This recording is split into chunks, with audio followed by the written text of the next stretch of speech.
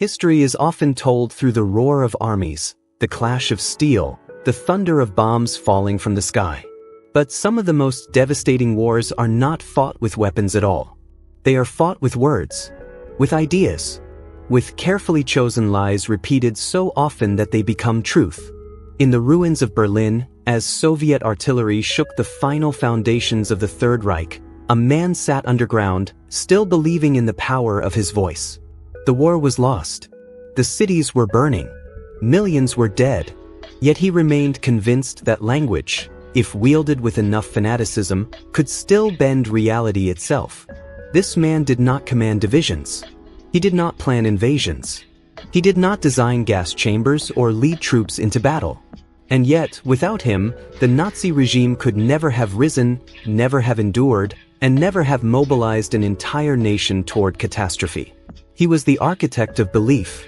He transformed defeat into destiny, hatred into duty, and mass murder into moral necessity. He taught a modern, educated society how to cheer as synagogues burned, how to rationalize genocide, and how to embrace annihilation as a form of loyalty. He understood something terrifyingly simple. People do not need truth to obey. They need meaning. They need enemies. They need stories that make their suffering feel justified.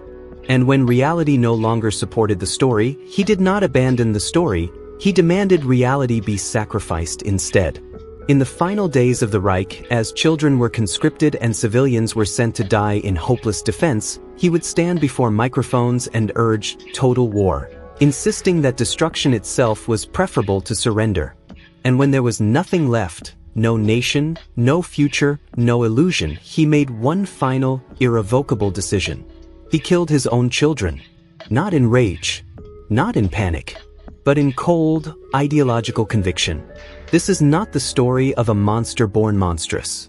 This is the story of how intellect curdles into fanaticism, how insecurity becomes cruelty, and how propaganda becomes a weapon deadlier than bullets. This is the story of Joseph Goebbels. And to understand how one man learned to control the emotions of millions, we must begin not in the halls of power, but in a small German town, with a fragile child, a damaged leg, and a hunger to matter. Joseph Goebbels was born on October 29, 1897, in the industrial town of Reit, located in the Rhineland region of Germany. At the time of his birth, Germany was an empire under Kaiser Wilhelm II, ambitious, nationalistic, and deeply hierarchical. It was a society obsessed with strength, conformity, and honor. These values would later become central to Goebbels' worldview, but as a child, he stood in stark contrast to them. His father, Friedrich Goebbels, was a factory clerk, methodical, conservative, and devoutly Catholic. He believed in discipline, order, and obedience. His mother, Maria Katharina Odenhausen, was gentle, religious, and emotionally nurturing, instilling in her children a strong sense of moral duty and faith. Joseph was the third of 5 children, raised in a modest but stable household that valued education as a path to respectability. From the outside, the Goebbels family appeared unremarkable. But Joseph's childhood was shaped by something that would haunt him for the rest of his life: physical weakness. At a young age, he contracted osteomyelitis, a severe bone infection that left his right leg permanently deformed. Shortened, twisted inward, and weakened, it prevented him from participating in sports or military-style physical activities that were highly prized in German society. He walked with a limp. He wore orthopedic shoes. And in a culture that idolized strength, this marked him as different. This difference was not merely physical, it became psychological. While other boys tested themselves through physical competition, Goebbels turned inward. He read obsessively. He wrote constantly. He developed a sharp, analytical mind and an intense sensitivity to slights, both real and imagined. Teachers recognized his intelligence, but classmates often mocked him. The humiliation he experienced did not fade, it fermented. From an early age, Goebbels learned to observe people rather than join them. He studied how admiration was given, how ridicule was delivered, and how authority commanded obedience. He became acutely aware of status and his own lack of it. Religion played a significant role in his upbringing. Raised Catholic, Goebbels was deeply familiar with ritual, symbolism, and moral absolutism. The church offered a framework where suffering had meaning and faith demanded obedience. Later in life, he would abandon Christianity, but he never abandoned its structure. Nazism would become his replacement religion, complete with its own myths, martyrs, and moral certainties. Academically, Goebbels excelled. He attended gymnasium and later studied at several universities, including Bonn, Würzburg, Freiburg, Munich, and Heidelberg. His studies spanned literature, history, and philosophy. He was particularly drawn to German Romanticism, Nietzschean ideas of will and destiny, and the concept of the heroic individual struggling against a corrupt world. In 1921, he earned a doctorate in literature from Heidelberg University. His dissertation focused on a romantic dramatist, revealing his lifelong fascination with tragic heroes, doomed struggles, and the redemptive power of sacrifice. He did not see himself as an ordinary man. He saw himself as misunderstood greatness, waiting to be recognized. Yet despite his education, Goebbels failed repeatedly in his early career. He aspired to become a writer, novelist, and intellectual figure. His manuscripts were rejected. Publishers ignored him. Literary circles dismissed him. Each rejection reinforced his belief that society was unjustly denying him his rightful place. This is where resentment hardened into ideology. Goebbels began keeping detailed diaries, thousands of pages that would later expose his inner world with chilling clarity. In them, he oscillated between grandiose self-belief and crushing self-pity. He saw himself as superior, yet perpetually wronged. This combination, narcissism fused with grievance, would become the psychological engine of his propaganda genius. Germany itself was collapsing around him. The defeat of World War I shattered national pride. The Treaty of Versailles humiliated the country economically and territorially. Hyperinflation wiped out savings. Political violence filled the streets. For men like Goebbels, this chaos demanded explanation and blame. He found it in radical nationalism. Initially, Goebbels flirted with left-wing ideas, even expressing admiration for aspects of socialism. But it was not economic theory that attracted him. It was moral absolutism and revolutionary certainty. He wanted an ideology that divided the world into heroes and enemies, purity and corruption. That ideology found its final form when he encountered Adolf Hitler. Hitler was everything Goebbels was not: physically commanding, charismatic, and adored by crowds. Yet Hitler validated Goebbels' intellect and offered him something he had never truly possessed: a stage. Before we continue deeper into this transformation, take a moment. If you're watching this documentary and find value in stories that expose how power truly works, consider subscribing, liking this video, and turning on notifications. Not for entertainment alone, but to understand the forces that continue to shape our world today. Joseph Goebbels did not stumble into evil by accident. He walked toward it with intention, fueled by humiliation, ambition, and a burning need to belong to something greater than himself. In the next section, we will explore how this wounded intellectual found his voice inside the Nazi movement, and how words became his chosen weapon. By the early 1920s, Joseph Goebbels was a man adrift between grand ambition and bitter frustration. He was highly educated, intellectually restless, and emotionally volatile. Germany, meanwhile, was unraveling. The Weimar Republic staggered under economic collapse, political extremism, and national humiliation. For Goebbels, this chaos was not random. It was proof that Germany had lost its moral center. He was searching for meaning, not merely politics. At first, Goebbels did not immediately align himself with Adolf Hitler. In fact, his early ideological leanings were conflicted.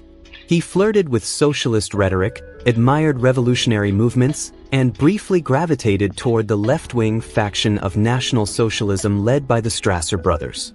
What attracted him was not Marxism, but the promise of total transformation, the destruction of the existing order and the creation of something purer, stronger, and uncompromising.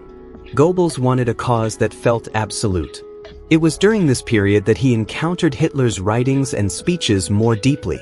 Mein Kampf did not impress him at first. He found it crude and poorly written. But when he finally heard Hitler speak in person, everything changed. Hitler was not an intellectual. He was something far more dangerous, a performer who understood emotion instinctively. Goebbels was transfixed. Hitler spoke not in complex theories, but in mythic language. He did not explain problems, he personified them. He transformed abstract suffering into tangible enemies. And he offered not compromise, but destiny. To Goebbels, this was revelation.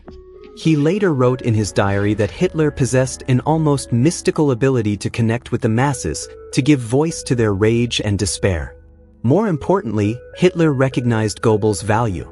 Unlike many in the Nazi movement, Hitler was not threatened by intellect. He understood utility. Goebbels could write, argue, organize, and, most crucially, understand the psychology of crowds. Hitler gave him attention, validation, and proximity to power. For a man who had spent his life feeling overlooked, this was intoxicating. Goebbels' loyalty was not slow or cautious. It was immediate and absolute. He broke with the Strasser faction and publicly pledged himself to Hitler. In doing so, he embraced a version of National Socialism that rejected class struggle in favor of racial struggle. Antisemitism, which had previously been present but inconsistent in Goebbels' thinking, now became central and obsessive. The Jew, in Nazi ideology, was not merely a religious or ethnic identity. It was a symbol, a stand-in for everything Goebbels despised and feared: intellectual elites who rejected him, cultural critics who dismissed his writing, modernity that mocked tradition, and a world that refused to reward his talents. Hatred gave coherence to his life. In 1926, Hitler appointed Goebbels as Gauleiter of Berlin, one of the most challenging political assignments in Germany. Berlin was a stronghold of left-wing politics, cultural liberalism, and fierce resistance to Nazism. It was also a city of newspapers, theaters, cabarets, and modern mass communication. For Goebbels, it was the perfect laboratory. He threw himself into the role with manic energy. He organized rallies, street clashes, and relentless propaganda campaigns. He understood that visibility mattered more than numbers. Provocation mattered more than consensus. If the Nazis could dominate attention, they could dominate perception. Goebbels refined techniques that would define modern political propaganda: repetition, emotional simplification, demonization of opponents, and the creation of a permanent state of crisis. He used posters, slogans, staged violence, and dramatic rhetoric to turn every confrontation into a spectacle. He also learned something critical: truth was irrelevant. What mattered was emotional resonance. A lie that confirmed existing fears was more powerful than a fact that challenged them. Goebbels openly embraced this principle. He did not see himself as a liar, but as a shaper of reality. In his mind, facts were raw material, meaning was what counted. By the late 1920s, Goebbels had become indispensable to Hitler. He was no longer merely a propagandist. He was an interpreter of Hitler's will, translating ideology into mass emotion. Their relationship deepened into something bordering on devotion. Goebbels idealized Hitler as a messianic figure, writing of him in near-religious terms. Hitler, in turn, trusted Goebbels with the soul of the movement. This mutual reinforcement, Hitler's charisma and Goebbels' manipulation, created a feedback loop of radicalization. Each success confirmed their beliefs. Each failure demanded greater extremism. When the Great Depression struck Germany in 1929, their moment arrived. Economic despair created fertile ground for scapegoating and promises of rebirth. Goebbels seized the opportunity, orchestrating messaging that framed the Nazis as the only force capable of restoring dignity and order. By the time Hitler was appointed Chancellor in January 1933, Goebbels was no longer a fringe radical. He was a master of mass persuasion, hardened by years of ideological warfare. And he was about to gain control over something unprecedented: the entire narrative of a nation. On March 13, 1933, just weeks after Adolf Hitler became Chancellor of Germany, Joseph Goebbels was appointed Reich Minister for Public Enlightenment and Propaganda. The title itself was revealing. This was not merely about information, it was about enlightenment, about shaping how Germans understood themselves and the world.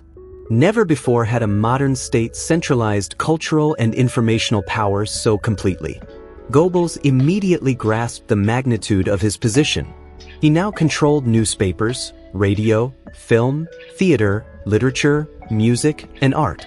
Nothing that reached the German public would escape his supervision.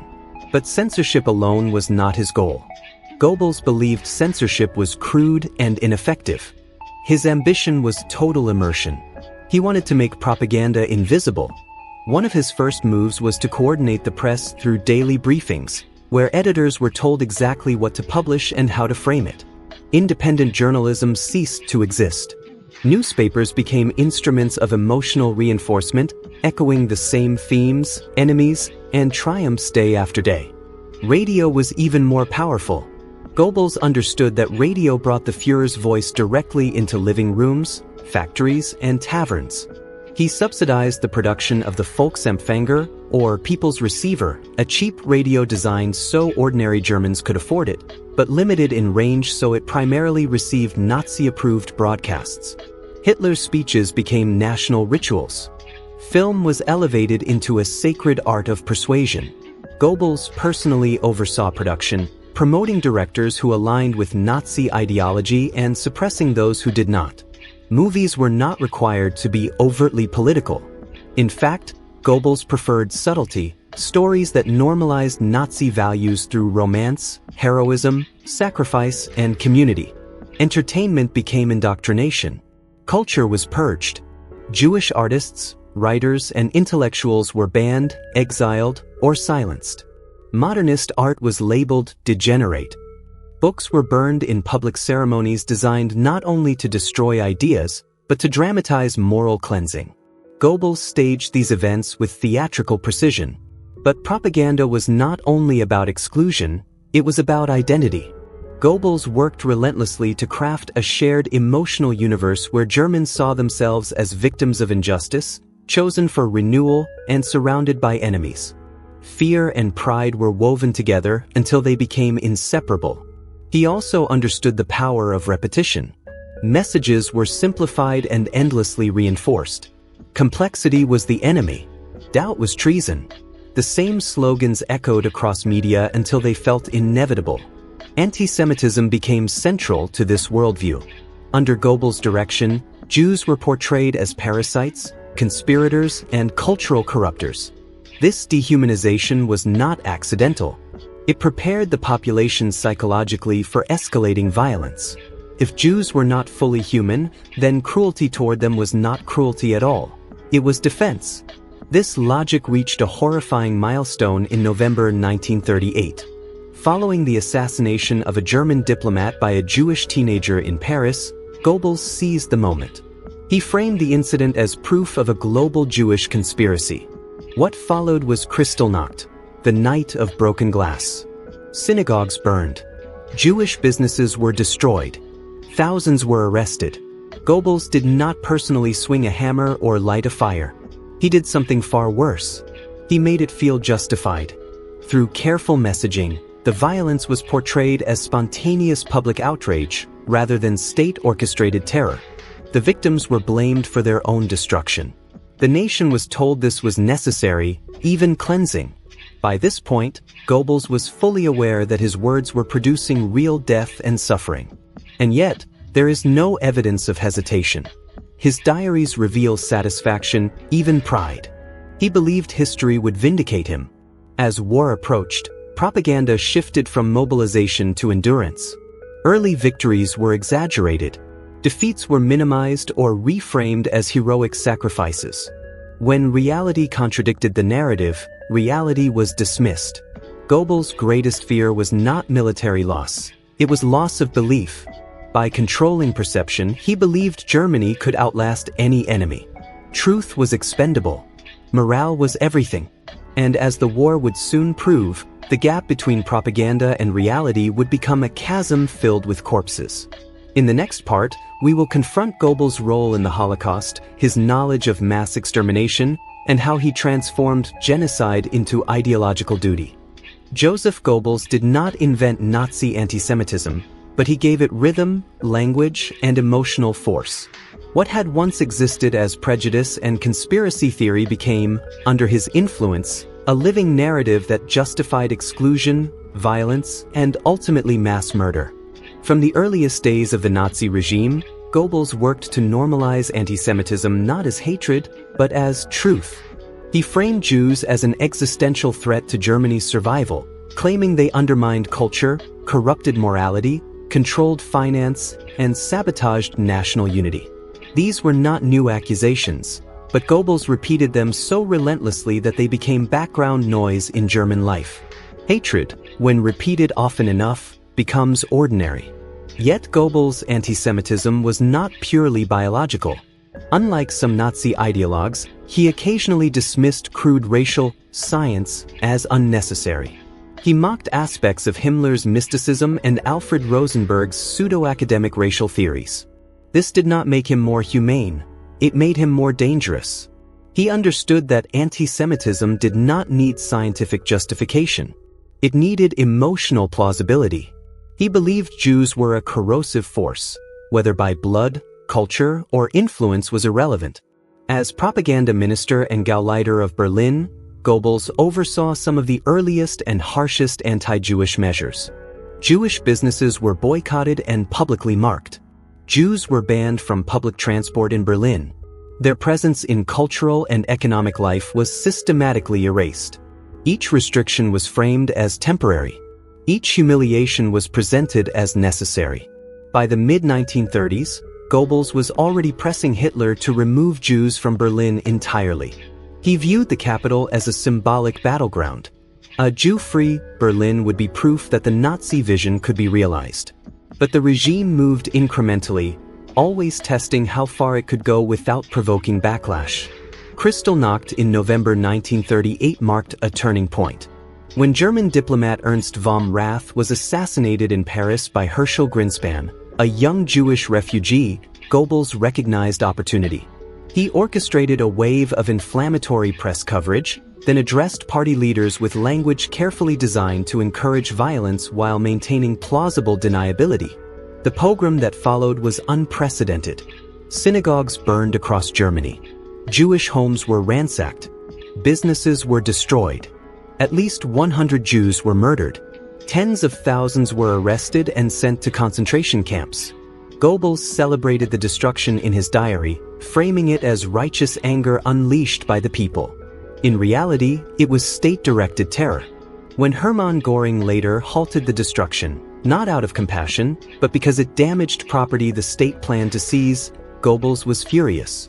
He saw restraint as weakness. Violence, to him, was a tool of education. The lesson of Kristallnacht was clear: Germany would tolerate brutality against Jews. As war approached, anti-Semitism became explicitly linked to global conflict.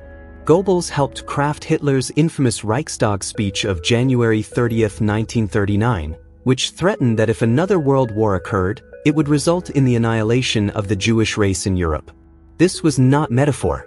It was a warning disguised as prophecy. When war did break out, Goebbels framed it as fulfillment. Every hardship, every bombing, every loss was blamed on international Jewry. This narrative transformed suffering into justification for revenge.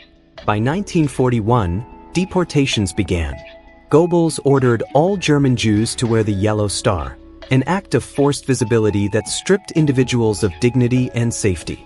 He knew exactly what this symbol represented. It isolated Jews socially and psychologically, preparing both victims and perpetrators for what came next. Transport trains left Berlin. Jews were sent east. Some were shot upon arrival. Others vanished into camps whose true purpose was still hidden behind euphemisms. But Goebbels was not ignorant. On March 6, 1942, he received the minutes of the Wannsee Conference. The language was bureaucratic, indirect, but unmistakable. European Jewry was being transported for final solution. Goebbels understood exactly what that meant. His diary entries are chilling. He wrote openly that most Jews would have to be liquidated, calling the process barbaric, but deserved. This was not coerced complicity. This was ideological conviction. Goebbels discussed the fate of the Jews with Hitler repeatedly. He supported extermination fully and publicly, something even some top Nazis avoided doing openly. He believed genocide was not only necessary, but moral. In his worldview, mercy was betrayal. This is what makes Goebbels uniquely horrifying. He was not a bureaucrat following orders. He was not a soldier hardened by battle. He was an intellectual who chose annihilation, and then explained it to millions in language that made it seem inevitable. The Holocaust did not only require killers. It required storytellers. And Joseph Goebbels was the most powerful storyteller of them all.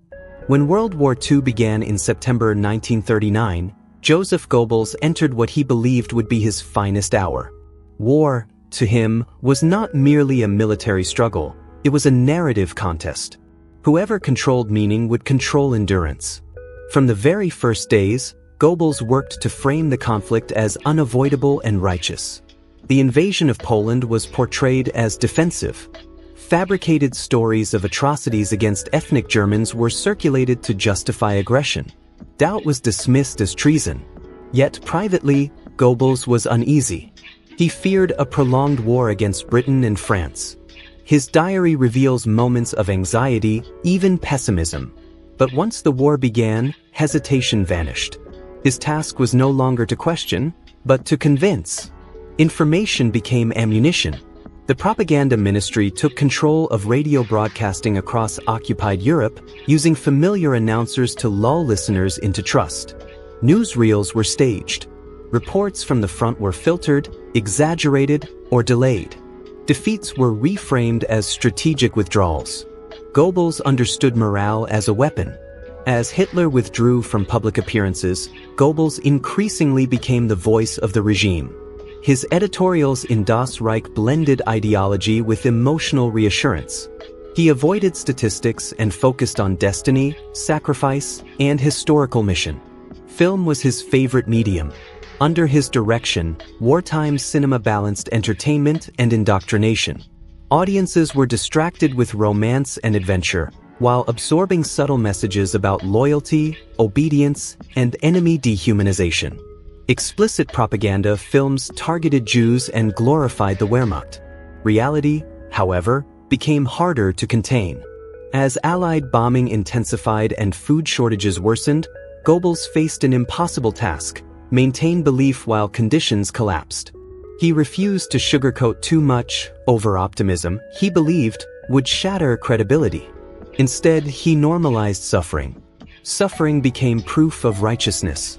After catastrophic defeats, El Alamein, Stalingrad, Goebbels struggled to explain the unexplainable. Stalingrad, in particular, was a psychological earthquake. An entire German army annihilated. No spin could erase that. In response, Goebbels radicalized. He argued that Germany must embrace total war. Half measures had failed. Only complete mobilization of men, women, industry, and belief could save the nation.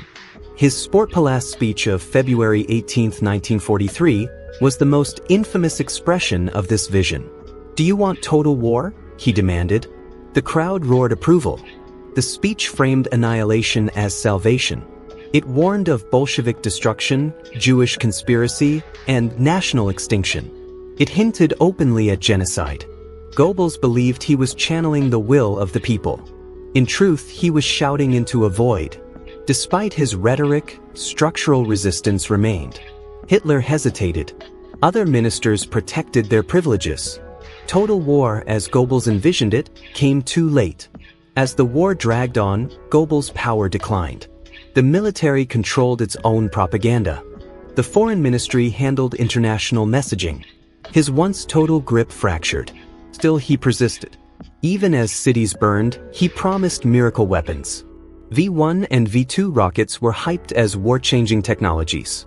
When they failed to deliver, the narrative shifted again. Hope became a moving target. By late 1944, Goebbels knew the war was lost. His diary admits it. But publicly, he never wavered. To surrender was unthinkable. Collapse, in his mind, would vindicate the enemies he had spent his life demonizing. Better annihilation than admission. In the next section, we will follow Goebbels into the final collapse of the Third Reich, his rise to Reich Chancellor, his last days in the bunker, and the ultimate expression of his ideology, death before defeat. By 1943, the illusion of German invincibility had shattered. The war Joseph Goebbels once imagined as swift, glorious, and transformative had become something else entirely. A grinding, attritional catastrophe consuming lives faster than belief could replace them. And yet, paradoxically, this was the moment when Goebbels reached the height of his political authority. Defeat did not weaken his fanaticism. It purified it. As Allied forces advanced on multiple fronts and German cities lay in ruins, Goebbels increasingly framed the war not as a struggle for victory, but as a struggle for meaning. If Germany could no longer win, then it must at least die correctly. Honor, sacrifice, and loyalty replaced strategy as guiding principles. In early 1943, Germany faced a severe labor crisis. Millions of men were dead, wounded, or prisoners of war. Industry strained under Allied bombing. The regime attempted to centralize control of the war economy through the creation of the Committee of Three. Goebbels was deliberately excluded. This exclusion enraged him. He saw it as both a personal insult and a fatal mistake. In his view, only ideological clarity, not bureaucratic compromise, could save Germany. Together with Göring and Speer, he worked to undermine the committee. The result was paralysis. Nothing fundamentally changed. Goebbels responded by bypassing institutions and appealing directly to Hitler. His demand was radical: total war. Total war meant closing non-essential businesses, conscripting women, stripping cultural life to its bare minimum, and turning the entire nation into a war machine. Civilian comfort, he argued, was a luxury Germany could no longer afford.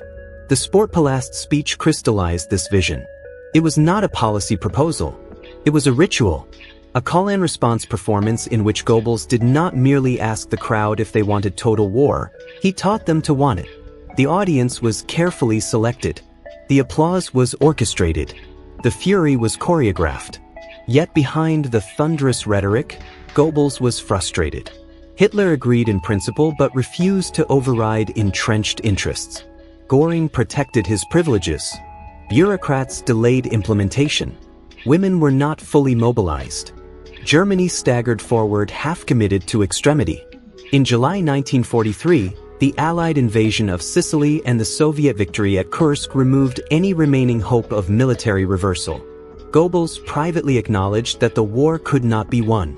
For the first time, he tentatively raised the idea of a negotiated peace, with either Britain or the Soviet Union. Hitler rejected it instantly. From that point forward, Goebbels surrendered any lingering pragmatism. If peace was impossible, then resistance to the last breath became the only acceptable path.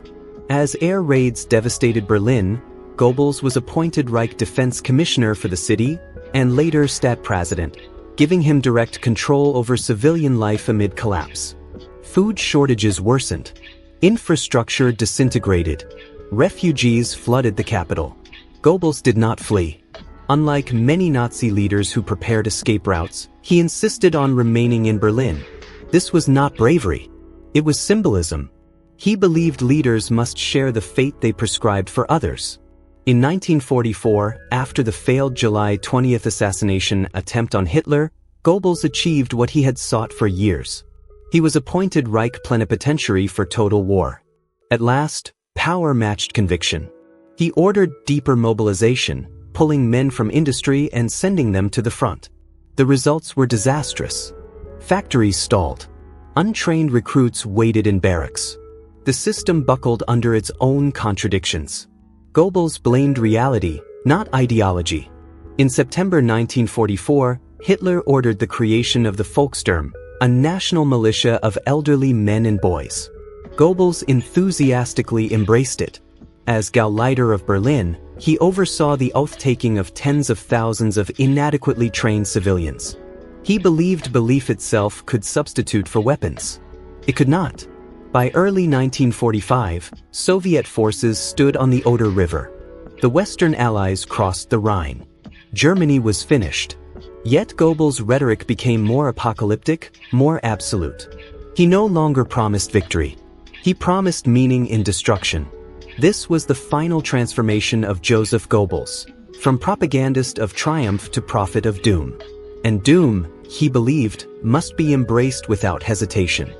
As the Third Reich collapsed, its leadership retreated underground, literally and psychologically. For Joseph Goebbels, the Führerbunker was not merely a shelter. It was a shrine, a final stage upon which loyalty could be performed without compromise. By January 1945, Berlin was a city of refugees, ruins, and despair. Millions fled westward. Food was scarce. Defenses were minimal. Even Goebbels' diaries admitted the obvious: Germany could not survive. And yet, surrender remained unthinkable. Other Nazi leaders urged Hitler to leave Berlin and establish a final redoubt in Bavaria. Goebbels opposed them fiercely. He argued for a heroic last stand. History, he believed, would judge endurance more kindly than survival. This was not strategic reasoning. It was myth-making. Goebbels understood how the world would see him if captured.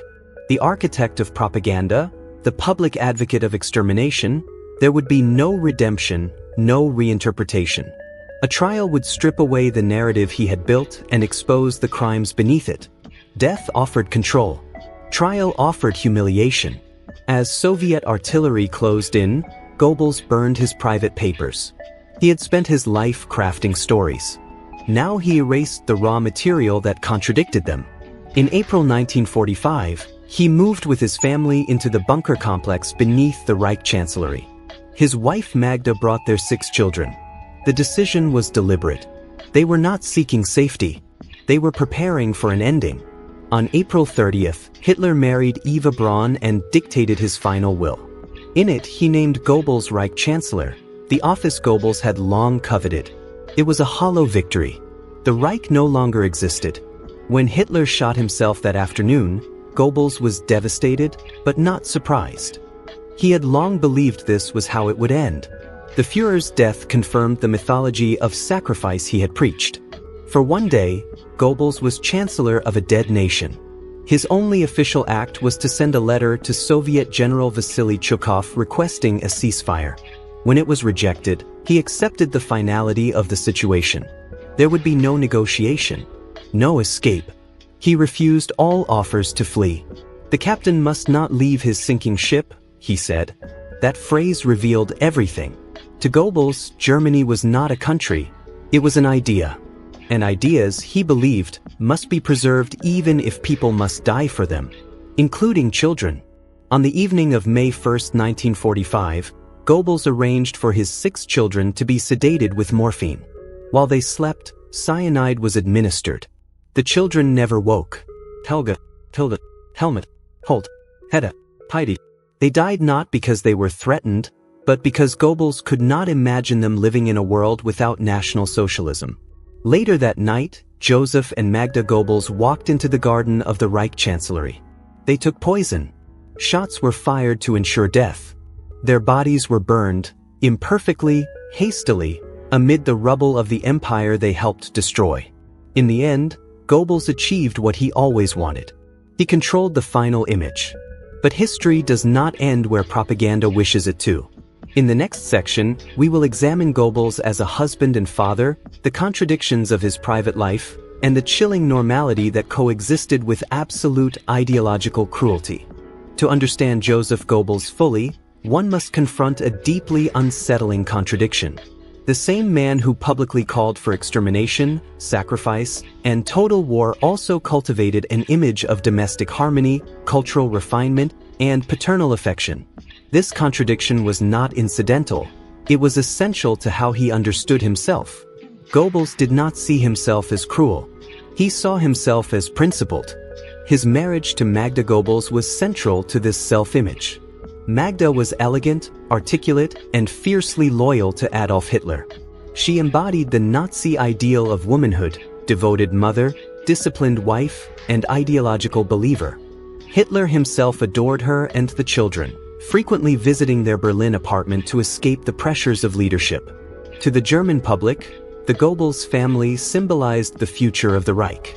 But behind the staged photographs and curated appearances, the marriage was turbulent. Joseph Goebbels was chronically unfaithful. His most serious affair, with Czech actress Lida Barova, was not merely a private indiscretion, it threatened to become a public scandal. Goebbels fell obsessively in love, writing emotionally raw diary entries that revealed a man torn between desire and ambition.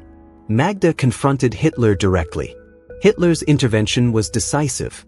He ordered Goebbels to end the affair, not out of concern for Magda's pain, but because scandal endangered the regime's image. Goebbels complied. The relationship ended not because Goebbels regained moral clarity, but because power demanded obedience. The episode revealed something crucial. Even in intimate matters, Goebbels subordinated emotion to ideology. Afterward, the marriage settled into a tense truce. Both Joseph and Magda continued to have affairs. Both understood that personal fulfillment was secondary to political function. Their household became less a family than a performance space, where loyalty to Hitler and the Reich superseded parental instinct. And yet, Goebbels adored his children. He wrote about them fondly. He played with them. He saw them as extensions of himself and symbols of a future Germany purified of weakness. This is what makes their fate so horrifying. Goebbels did not kill his children in despair. He killed them in belief. By 1945, he was convinced that a world without National Socialism was not worth living in. To allow his children to grow up under Allied occupation, to be educated by enemies, to hear their father condemned as a criminal, was, in his mind, a fate worse than death. This was ideological absolutism taken to its logical extreme. Family, to Goebbels, was not sacred. It was instrumental. Love existed only within the boundaries of belief. When belief collapsed, love was extinguished with it. This is the true horror of fanaticism, not rage but coherence. The Goebbels household was not an exception to Nazi morality. It was its purest expression. Joseph Goebbels did not command armies. He commanded perception. His greatest achievement, if it can be called that, was his ability to shape how millions of ordinary people understood reality. He did not merely lie. He constructed a psychological environment in which lies felt emotionally true. Goebbels understood modern mass communication intuitively. He recognized that repetition mattered more than accuracy, emotion more than evidence, and identity more than reason. Facts could be debated. Feelings could not. He believed propaganda should not be subtle. It should be simple, emotional, and relentless. A message repeated often enough, he argued, would bypass intellect and lodge itself in instinct. Enemy figures were essential. Jews were portrayed not as individuals, but as abstractions, parasites, conspirators, forces rather than people. This abstraction allowed violence to feel impersonal. When victims are stripped of humanity, cruelty becomes administrative. Goebbels also understood the importance of participation. He did not want Germans merely to hear propaganda. He wanted them to perform it. Rallies, chants, salutes, uniforms, all transformed belief into ritual. Ritual suppresses doubt. Under his guidance, media saturation became total. Radio broadcasts entered homes daily.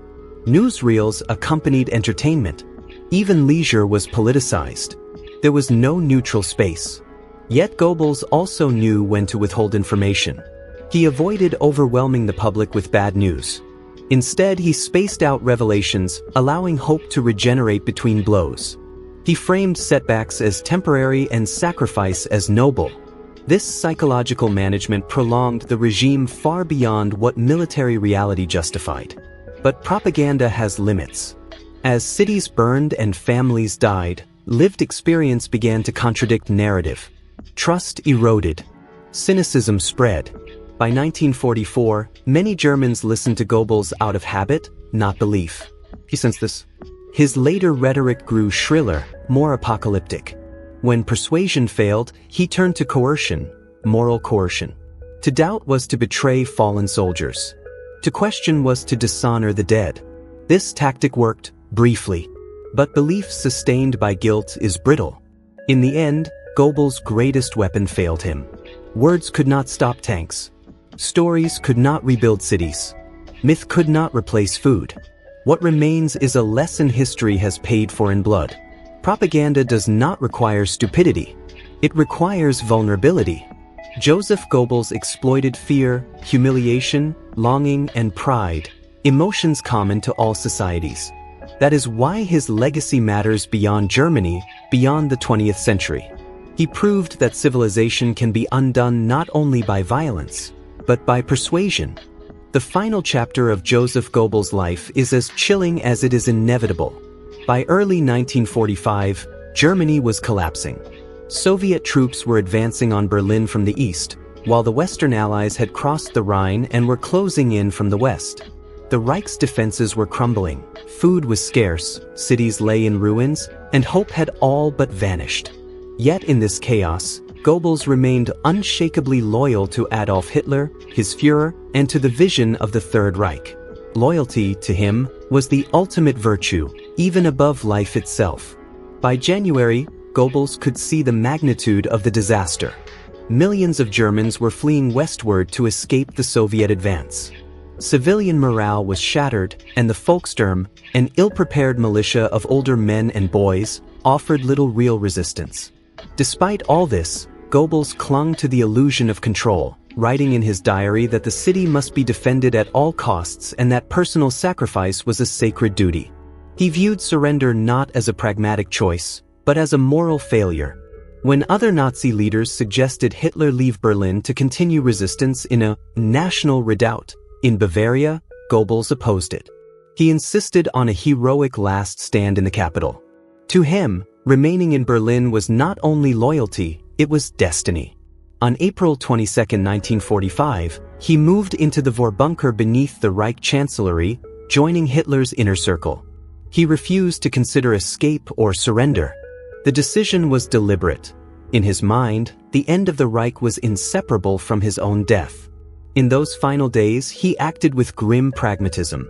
Hitler married Eva Braun on April 29, 1945, and dictated his last will, naming Goebbels as Reich Chancellor.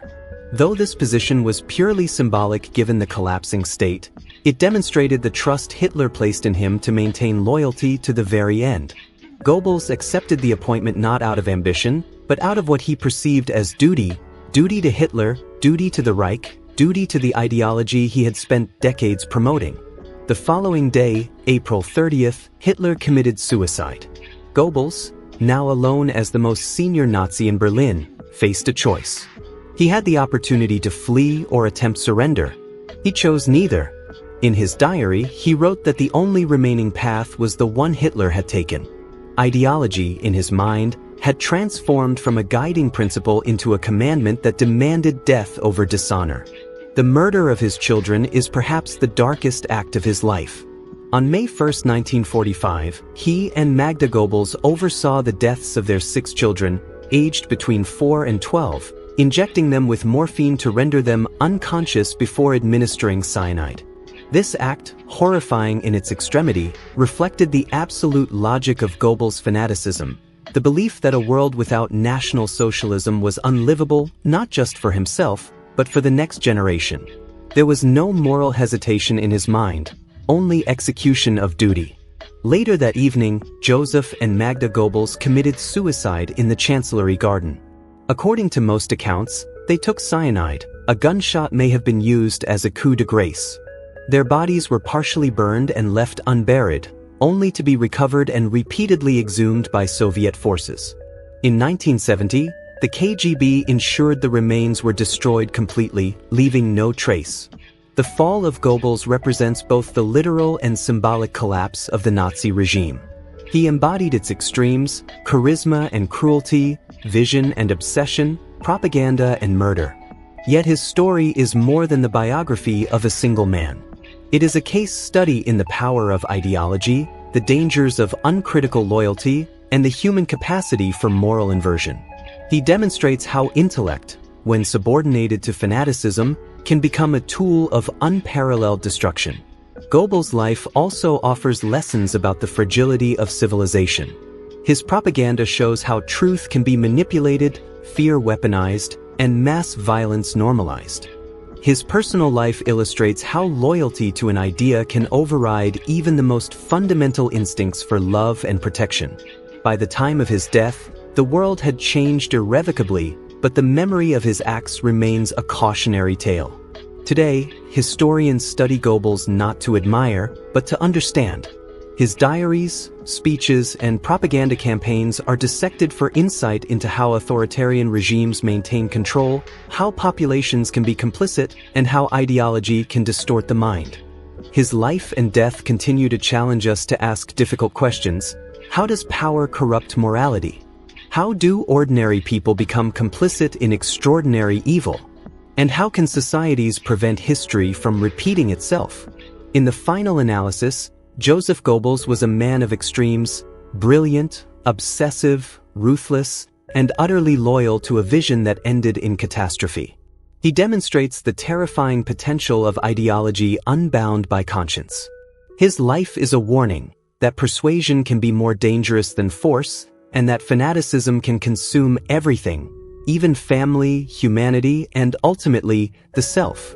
The story of Joseph Goebbels is not just a historical record. It is a study in human psychology, the seduction of power, and the dark consequences of totalitarianism. It challenges every generation to remember, reflect, and resist the forces that make cruelty systematic, and to value reason, empathy, and moral courage as shields against tyranny. From a young boy in Rate to the final days in the Führer bunker, Joseph Goebbels' life was a relentless march of ambition, ideology, and destruction. The lessons extend far beyond World War II. They are universal truths about the human capacity for both genius and horror, for belief and blindness. His story reminds us that vigilance, ethical reasoning, and historical memory are the most crucial weapons against repeating such darkness.